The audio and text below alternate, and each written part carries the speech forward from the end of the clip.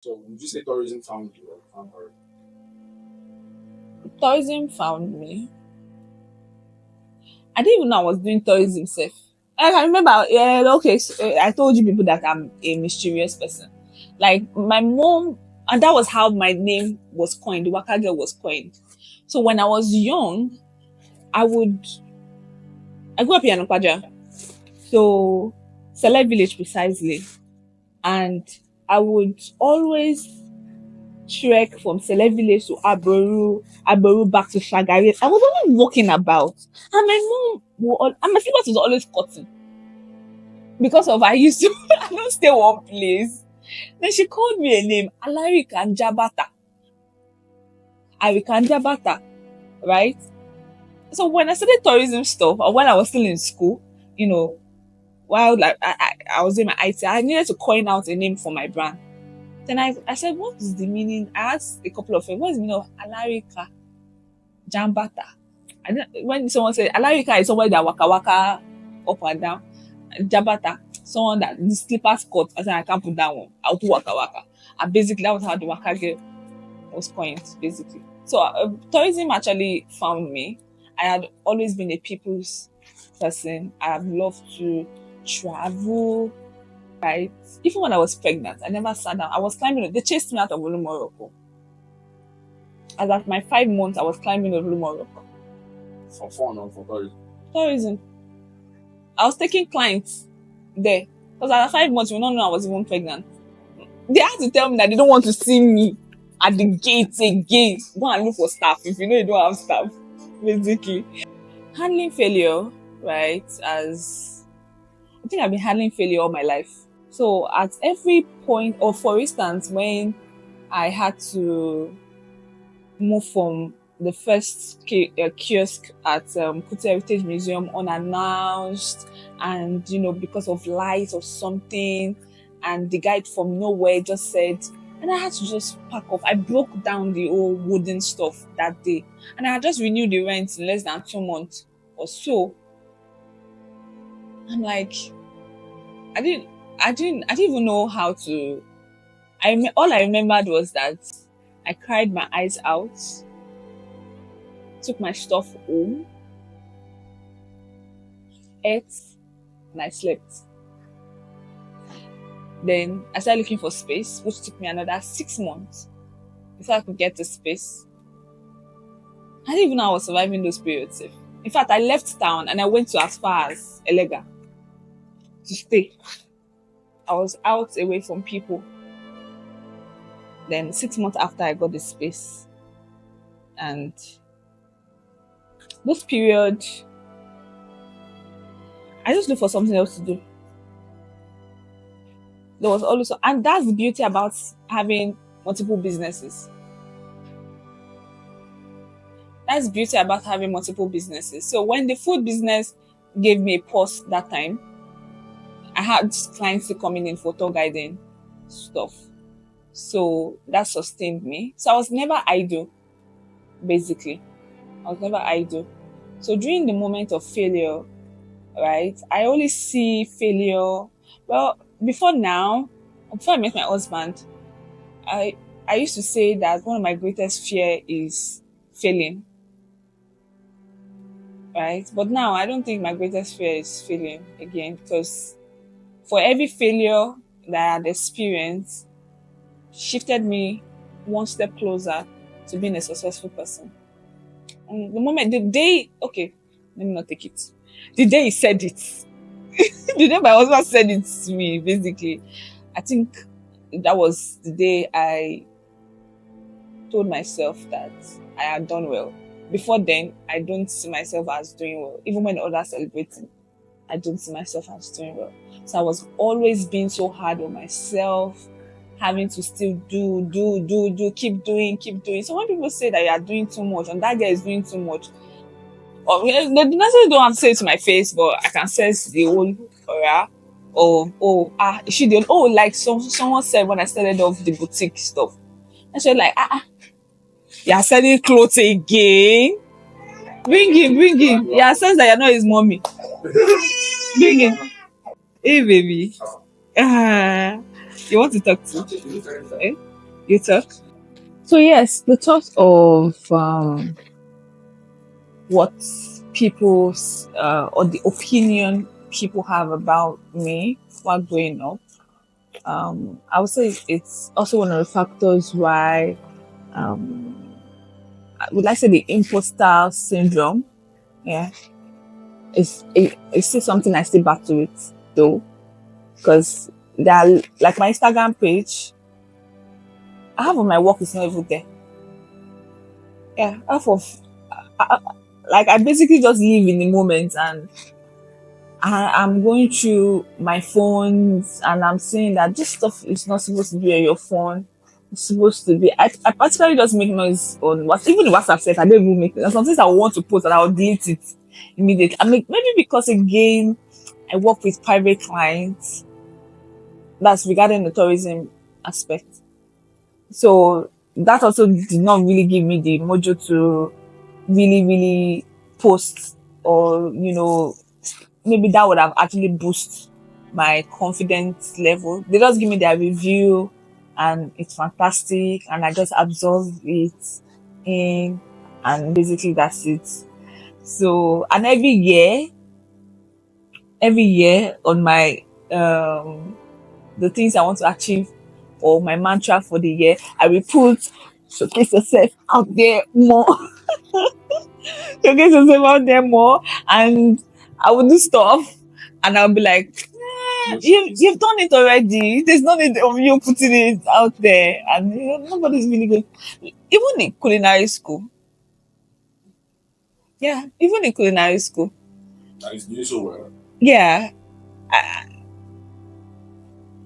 I would say that it's not even half of the content that we even shoot, that we like. I just snippets from the class is basically quarter of it is what I even put out there.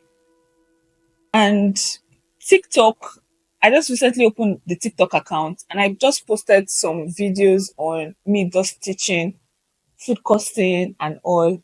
And I'm having close to 1,000 views, more than 1,000 views on that alone. And people are like, oh, I want to sign up. When is the next class? When is this? When is that? When is that? I'm not really. And WhatsApp again, I'm like, it's only you are doing Wakanda show. How do you want to post this one? How do you want to post the boutique?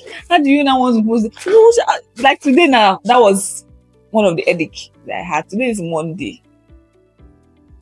Which of the business should I post? And I'm like, you know what, fuck it. Just post anything. Just post anything. So yeah. At the end of the day, I'm getting better. I'm getting better. But having to start on the earlier part, it was a big thing. It's really affected me. The opinions of people, right? Whether the good or the bad, right? It's really affected me. And it's also guarded me too. Because I didn't want you to point your fingers, oh, this Nancy. You can't please everybody. But I guarded myself. So, yeah. You are part of the Royal Wheel. Yeah. And how was the staff? Oh, la. Last year, that was 2024, having expanding and all, I found out that we recruited close to 30 people in a year. They work 2 weeks, they're off. They work 1 month, they're off. My father leg cut.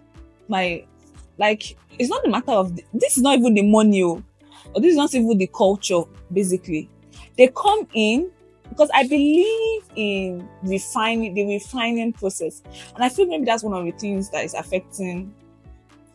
Like, that's the reason why I had so much people, because I feel that they go out and say that to my loss man, oh my koi. So because of, I believe I can refine anybody. So now, when one of my staff told me that he prepared the Singapore noodles, I don't know that he knows how to prepare Singapore noodles. Yeah, because he is job role, you said kitchen assistant. So, but me, yeah, if you're my kitchen assistant, you must know how to cook. So, and because of I want the delivery of my meals to be excellent, right? You must know it. So, in the space of 1 month, you should be able to do small chops. You should be able to do pasta. If you cannot do it, then you're out. So, because of the refining mentality that my brand have, right? I can hire, and again, because of the job market, we don't really have competent hands in town. And you have a business to run. How would you want to run an excellent company, run an excellent service, and your staff don't know how to do anything? Some people will tell you that they are a chef, and common jollof rice, they don't know how to cook jollof rice. Someone will say, hey, I have worked here, I have done, oh yeah, cook. Nothing. Plate. So, and because of it's not just a booker, right? It's not a booker where you can do your normal regular mala or fada and all. You just have to just know the whole process. So, but because of I've given them the levity or the opinion that, or I celebrate you, oh, like how I commented, oh, okay, tastes good, then they leave. I'm not thinking that they know it all, thinking that they want to set up the business and all. And yeah, a couple of them have gone thinking that they can set up the business, and they are where they are. Yeah, first and foremost, this is not supposed to be a learning ground. If you want to learn, come to 5 Culinary School Basic. I'm paying you, right? And you should earn up to your competency, right? So if you leave here thinking that you've known it all, you are doing yourself. Number one is that, do you even know if the food business is even your calling? Yeah. I can say I can, anyone can say, oh, what I call God, me go fuck him. Let me go, I think I've learned enough maybe to start my own company. And you will not know that there's a tweak. That he himself may not even know that it's a tweak. That nobody. I don't know. So the question, I don't know. I would have said structure. I would have said structure. But you can learn structure. Right? But the first thing first, is this your part? So the chest, anything that come, can you chest it? Some things, it can be as little as your customer service. It can also, I used to tell people that a brand, as a brand first, people will patronize you as a brand because of you before that brand. So there are many people that are connected to this brand because of its finances. Yeah. So they have access, they have the company's phone, customers and all. I think one of them tried to do it now. Yeah. One of them tried to do it. They are where they are. So being a part of the Abeokuta business community means that I am able to contribute to the GDP of the state, right? It's something, it's something worth doing for. Like I said earlier, I love the state, I love the calmness, I love the people, basically. So the business community, with the few people that I've related to, it's if you find the real ones, basically, like you guys, I think for every of my business, I don't think I can mention the success of it without mentioning BJ, Antin, and Coach Mike and all of those things. Like I basically think that I think you people are the one that really put the spotlight on small business owners, basically. So with the help of you people, it makes it lovable. Each of the businesses is somehow No, none. They all stretch me. They all take a part of me. I have learned to put structures in place. So there's a standard operating procedure for everything. So I don't try to make anyone affect it. Yeah. Even to my even to my home, there's structure. But if you say the one that takes most of my attention, that is this food business. Because it's a product-based business, right? And it has to do with the stomach. It has to do with inventory, right? And if care is not taken, if you don't pay attention on the back end, you will lose, right? On the front end, you can see it like, oh, glamorous and all. But at the back end, a little thing as portioning, if not properly done right, can make me to be at loss at the end of the month. Yeah. So I can be making so much sale, and I'm thinking I'm making so much sale, and at the end of the month, I'm left with 0 naira. Yeah. And I can have a lot of stock at the back end, and at that month, I'm not able to sell it all. It can still leave me to a loss at the end of the month. They were always having, maybe they have like 10 protein left, and we usually restock like 20. Instead of them to restock extra 10, they will now write 20 again. That's another extra 30. That's having 30 instead of 20 in stock. And it's frustrating because money is tied down in that remaining extra 10. And if you have your break-even analysis, your break-even analysis, you know what the targets you are actually looking at in a month. You have to restock with that, not over-restocking. Over-restocking means that I'm tying down the money. Yeah, but they are aware of all of this. They are not. And that's the reason why I had to sit them down. If you don't open the structure, if you think that structure, you want to do it alone as the CEO, and those that you are keeping in charge of the business, they are not being aware of it. They will keep giving you headache. But if you open the book for them, let them not go and be assuming that, there's one money coming in from Kafansha. You should see what people are working for. Yes, it's not even with for. Look at it here. So it's an open checkbook. So I had to now do it a weekly thing.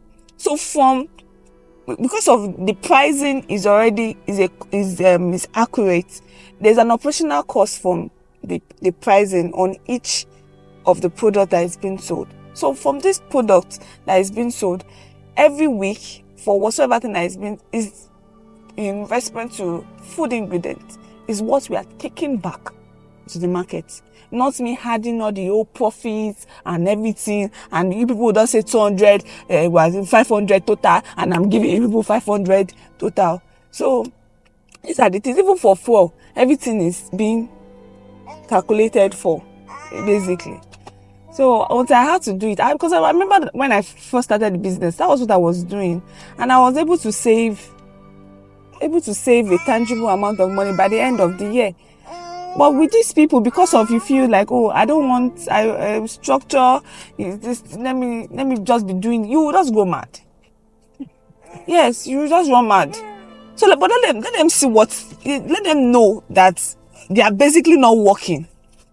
Not that you want to ask me for a raise at the end of the month, and you particularly did not work that month. Maybe in a week now, you might be thinking you are selling, and that day you did not make profit because of the expense required. And I proved it to them yesterday night. Yes, I proved it to them yesterday night. And they were like, Like, So yes, in their mind, they thought they made sales, they've made profit. Then I dissected it, removed the food ingredient cost, removed the overhead cost. Overhead cost monthly, we dissected it to daily. Removed it from what was being sold. Remove the what is it called? Then have the net profit at the end of the day. Then imagine you having a net profit of maybe 500 naira. They were surprised because when I started asking them that, it's disheartening. Like I'm tired of hearing all these things. They thought maybe I'm thinking maybe they stole or something. But when after we dissected, they know that okay, there's a certain amount that needs to be made for that particular day. So I have to basically be on my toes, do everything possible for us to break even every month. And we have loads of food businesses in town. I have to continually try to see how, we position ourselves on.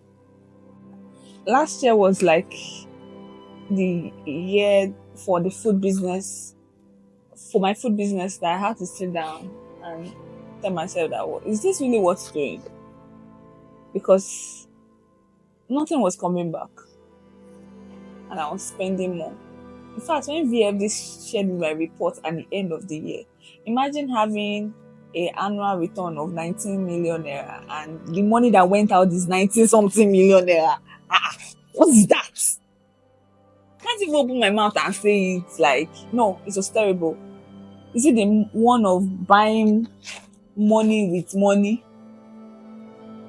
Or tomato baskets that went as high as 100K or something? It was crazy. Last year was not encouraging at all. It was not encouraging. So I think at every point in time that I go low and I come back, it's a success for me. So I don't think I am not yet close to where I want to be. Not yet. Not yet.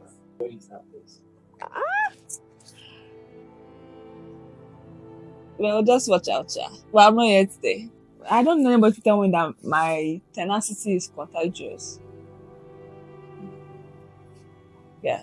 I see people, or I get comments or compliments and say, oh, Nancy, you inspired me to do this, you inspired me to do that. Or the fact that you are doing this is motivational to me and all. So for every time that I've gone down and I come up back, the tenacity aspect reflecting to other people is contagious. So. Ibadan, Ibadan, Ibadan, Ibadan. Go greet her. My name is Zaza. I do quite a lot of things. I'm into construction. I'm into fashion. One of the things I love to do. I build and I sell properties as well. I met my wife on a social media platform called Instagram. Yeah, one of those random days I was flipping through pictures and I saw this beautiful girl and I was like, wow, I need to take a look again. When I see a picture, I look at it again and try to know the content of what the person does and who she is. So when I saw her, I had to check, and the background check was good. So I said, okay, I'll say hi to her later on. As we moved along, things were evolving. I found out that she had some things I liked, and I had some things she liked. And we were quite compatible in as much as the beginning was kind of funny. She was a bit headstrong and stuff like that, but I was just on my chill. I just felt, well, we'll get there. What I love about her is the fact that she wants to be a better person. My favorite thing about her is, okay, she doesn't joke with my name, Zaza. She doesn't joke with my being, the fact that anything that has to do with me. I think she doesn't joke with it. Before getting married and settling down, I actually knew she was that kind of person. So I had planned ahead, like, okay, this is what I would have to do, and there'll be some sacrifices. And with God on our side, we've been working it out. The thing about myself is I am very flexible, and I don't know how I have that strength. I think it's just God. I can be anywhere at any time, provided it has to do with the time point frame and things like that. I try as much as possible to be there for the kids, to be there for her. So I just fix everything in between. So, and now we can actually outsource things. So there are things I can't really handle, and the family comes first, so I have to outsource and move for her. My favorite thing about him is the fact that he does not joke with anything that concerns me and the kids. Well, from day one, he has told me that he's a family-oriented person. So, in as much as I'm an industrious person, if I'm not a family-oriented person, I have to start being a family-oriented person. And I love that part. It's one thing that I love from him. Another thing is that he does not joke spiritually. It's one of the things that made me, fall in love with him, right? It's always, if you are talking about physical, you will attach the spiritual to it, and you tend to find out that it's actually, you can't just do this life just walking physically alone, right? My name is Nsofo Gabriel. Growing up was like a roller coaster. There was ups and downs. But she was the constant thing that we had, because I have two sisters. So she was the one constant thing that we have. And after my mom died and all that, she stepped up. This is not even for anything else. She has been friend, mother, everything.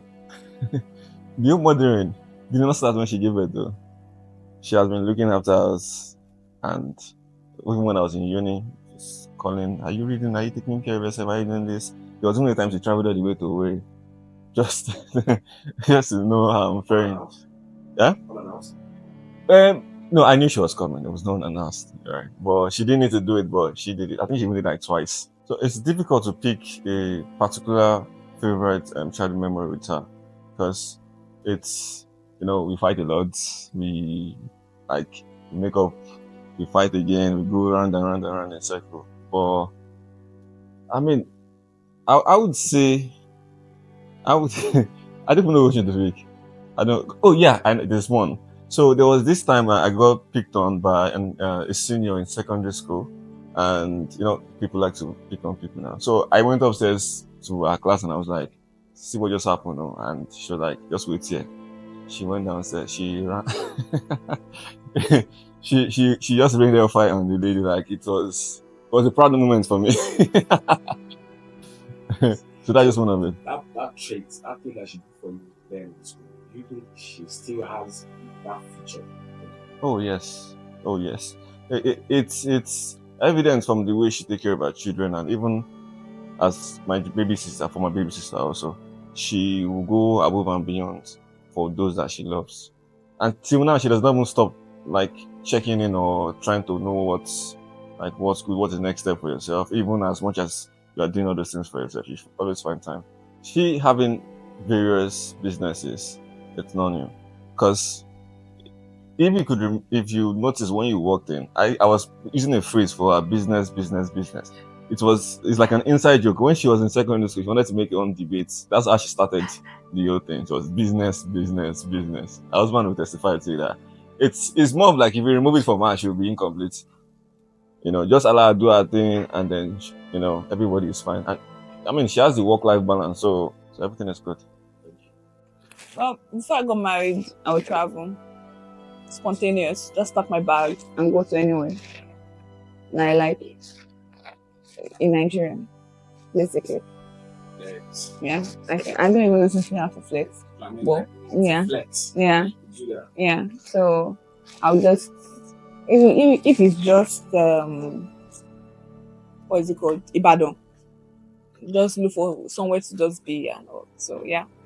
So but now that I'm married, I just carry it and go and meet Zaza. I don't carry myself and just go and meet Zaza basically, and I'm fine. They already know that if I'm stressed and all. Even if I'm to my husband will just say, come home basically. So having to live in Ibadan, that's where my husband stays, and having businesses here in Abeokuta have been so much. Not I was not too much of a stress, right? Because of the kind of person that I got married to, right? Left to me, like I said earlier, I would have left, but he was like, "You've planted so much. I don't think it's worth it having to start again. Like you're close to the harvest, basically." So, um, so basically, what I just do is put structures in place. We plan together and we put structures in place. Very sweet. If you pay me, if I know respond to the DM, that for pay me. Oh, the first thing first, put God first in everything that you're doing. If you cannot put God first, put your Ifa first. Cannot put your Ifa, put your Afa first. Anything you shall believe in, there's a superior being that guards the universe. It should be a thing of mediocrity to think that there's not a force that controls us. So whatever thing you believe in as a supernatural, make sure you seek it first. Secondly, there is nothing like failing. Failure is something that everybody, especially as an entrepreneur, that you should love. So if you are scared of failing, maybe you are not yet ready to become an entrepreneur. Um, it's something that you must embrace, right? It's part of your totality. You must embrace it, basically. Thirdly, there is nothing like consistency. In fact, that is the fuel for the vehicle called entrepreneurship. Consistency is it. The funnest part of it is that if I had given up 2 years or 3 years ago, you won't be here interviewing me or find it worthy enough to interview me, right? And I'm not even there yet. So I'm still doing it. I'm still guiding. The most important thing here is that I shouldn't deceive myself.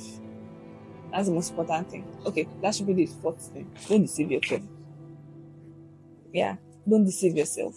If something is not working, drop it.